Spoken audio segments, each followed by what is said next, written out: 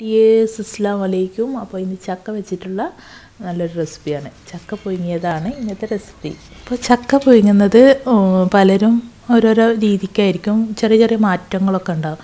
ഞാനിവിടെ പുഴുങ്ങുന്ന രീതിക്കാണ് ഇപ്പോൾ വീഡിയോ കാണിക്കുന്നത്.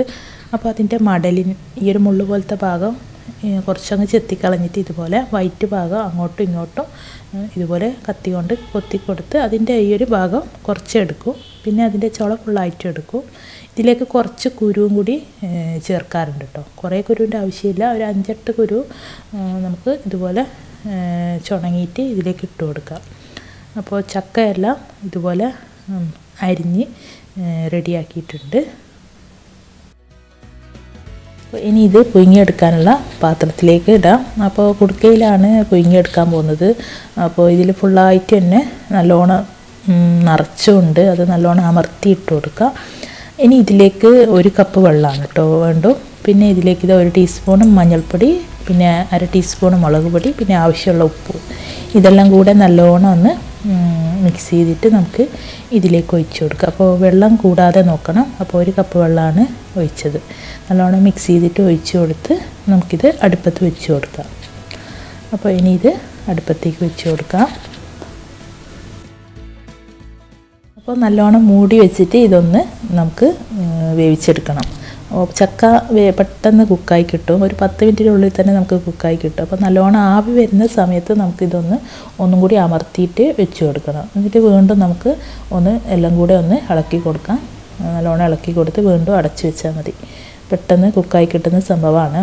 അപ്പോൾ ഇതിനേക്കുള്ള തേങ്ങ വേണം. തേങ്ങ ഇനി നമുക്ക് റെഡിയാക്കി എടുക്കാം. ഒരു തേങ്ങ എടുത്തിട്ടുണ്ട്. ഇതിലേക്ക് പെരിഞ്ചീരകം, മുളക്, വെളുത്തുള്ളി, ചെറിയുള്ളി ഇതെല്ലാം കൂടി ഒന്ന് ഒതുക്കിയെടുക്കുകയാണ് വേണ്ടത്.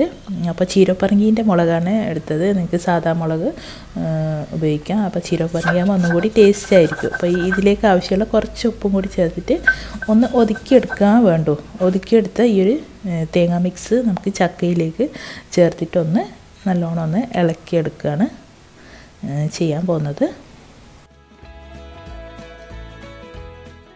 മിക്സ് ചെയ്തതിന് ശേഷം നമുക്കിത് വറവിടണം. അപ്പോൾ ഒരു പാത്രം വെച്ചിട്ടുണ്ട്. ഇത് നല്ല പോലെ ചൂടായിട്ടുണ്ട്. അപ്പോൾ അതിലേക്ക് കുറച്ച് വെളിച്ചെണ്ണ ഒഴിച്ച് കൊടുക്കാം. ഇതിലേക്ക് ഇനി ഇപ്പോൾ ചേർത്തിട്ടുള്ളത് തേങ്ങാക്കൊത്താണ്. കുറച്ച് കടുകും അതുപോലെ തന്നെ കറിവേപ്പിലയും കൂടി ഇട്ട് കൊടുക്കാം. ഇനി ഇത് ഞാനിപ്പോൾ ഇറക്കി വെച്ചിട്ടാണ് ചക്ക ഇതിൽ ഇട്ട് കൊടുക്കുന്നത്, നല്ല തീയുള്ളത് കൊണ്ട്.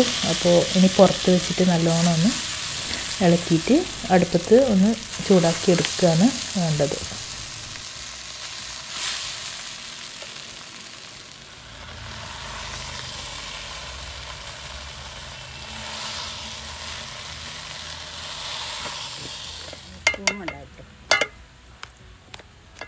നമ്മുടെ ചക്ക പുഴുങ്ങിയത് ഇപ്പോൾ റെഡി ആയിട്ടുണ്ട്. ഇതിൻ്റെ കൂടെ നമുക്കൊരു അടിപൊളി മാങ്ങാ ചമ്മന്തിയും കൂടി ഉണ്ടാക്കിയെടുക്കാം.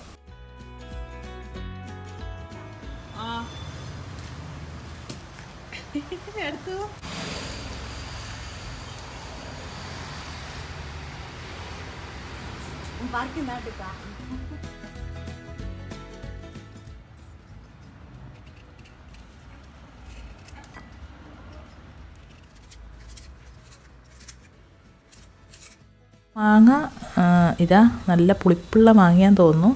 നമുക്കൊരു കഷ്ണം ഒന്ന് തിന്നു നോക്കാം. നല്ല പുളിയുണ്ട്. അപ്പോൾ ചീരപ്പറങ്ങിയും മാങ്ങയൊക്കെ കൂടിയുള്ള ഒരു പിന്നെ അടിപൊളി ചമ്മന്തിയും നമ്മുടെ ചക്ക പുഴുങ്ങിയതും കൂടി നല്ല അടിപൊളി ടേസ്റ്റ് ആയിരിക്കും കേട്ടോ.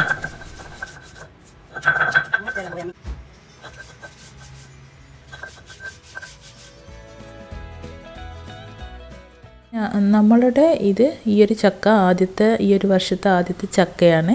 അപ്പോൾ ആദ്യമായിട്ടാണ് ഈ ഒരു വർഷം ഈ ഒരു ചക്ക പുഴുങ്ങിയത് തിന്നുന്നത്. അതുകൊണ്ട് തന്നെ അതിൻ്റേതായ ഒരു ടേസ്റ്റും ഉണ്ട്. അതിൻ്റെ കൂടെ നല്ല മാങ്ങാ ചമ്മന്തിയും പിന്നെ അച്ചാറൊക്കെ ഉണ്ട്.